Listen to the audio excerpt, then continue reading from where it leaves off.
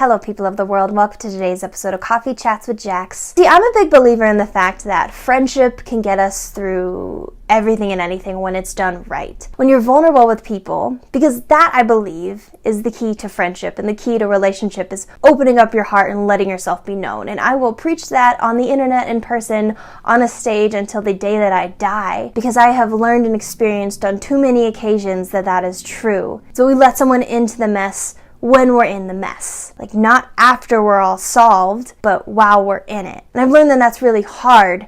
And that's the most vulnerable thing you could do, is let someone see you while you're in pain. And you see, there was this one friend that I had that, while I was in, I think, the darkest place I've been in a long time, and I had this one friend that really knew that I wasn't okay. And this friend knew me really, really well. I was kind of doing this thing where I'm told is like a coping mechanism, where I was in total avoidance. What was going on? I didn't want to face it. I didn't want anyone around me to know about it, to face it, because my fear is being too much for people. I'm afraid that my problems are too much and my problems will make somebody leave. And so I'm in this weird place because of the fact that, like, I know friendship and I know vulnerability is what gets you through something. And so, like, I know that that's the key out of the darkness. But I also have this fear over here that's acting like a blockade. This fear that, but if I share and if I'm vulnerable, I will be too much. People won't like me. People only want the happy Jackie. People don't want to deal with my stuff, like the hard, dirty stuff.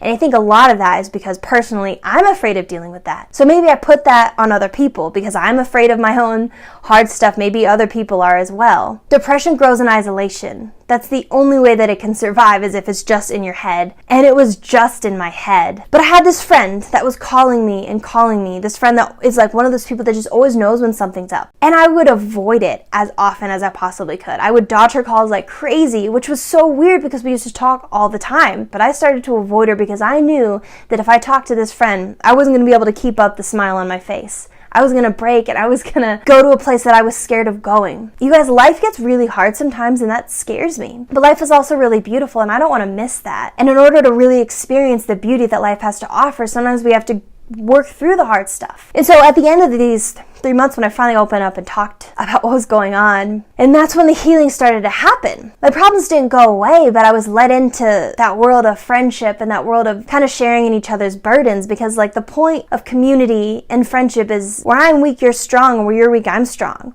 Like, I'm not going to be the hero of your story, and you're not going to be the hero of my story. And I think sometimes we get confused because sometimes I know that I have depended on people way too much, and I'm sure people have depended on me too much, but I'm not going to be the hero. I'm in it with you. I believe we're all equals. Sometimes relationships get distorted and one person kind of becomes like the more adult parental version of the friend, and they start kind of being the one that solves all the issues. And then the other one goes to that person with all their problems, and this person's just like the parent kind of making decisions for them, and it's unequal. I've been in friendships like that. I've been on both sides of that spectrum, and it's just not good because it's a two-way street. I don't believe there's like leaders of friend groups and leaders of friendships. I think that we're all in this together, and we all have problems. There are lots of things in the world, but the beauty about the pain is that that's the ground for connection. That's how we can really connect. And so I'm constantly in this battle of like, I really, really want people in my life, but I'm also so scared of trusting people because sometimes when we get hurt, it's really hard to get back up, but we have to get back up.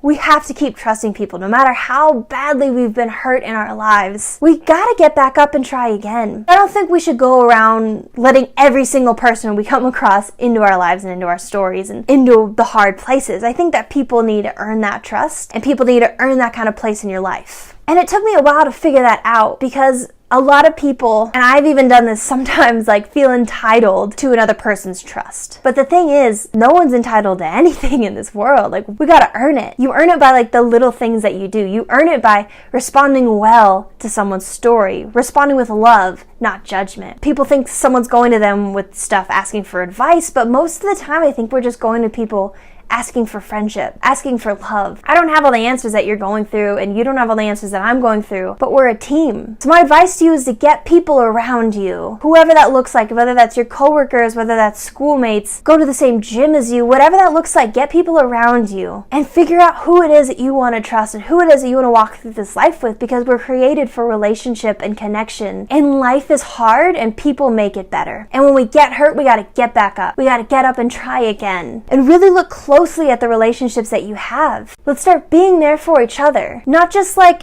emotionally supportive, but also like practically supportive. If your friend's going through a hard time, go see them. Invite them over. Go get coffee with them. Let them sleep on your couch if they need a place to be because they're not okay. I have a really good friend who's been doing that lately, and when I'm not okay, she just says, well, come over. We don't have to do anything special, but it's just, we do life together. If you're not okay, just come sit on my couch. It's fine. Let's go grocery shopping together. Let's go run errands together. It's just like we do life with each other, the ups and the downs, and we can't be afraid to look at the hard stuff. But right now I'm on a journey of learning who to trust and how to trust because I want to get through this blockade of fear that I've built over my life. But we gotta keep trying because life isn't worth it if we're all by ourselves. That's not what we were made for. Thank you guys so much for watching this video, and I'll talk to you guys next week.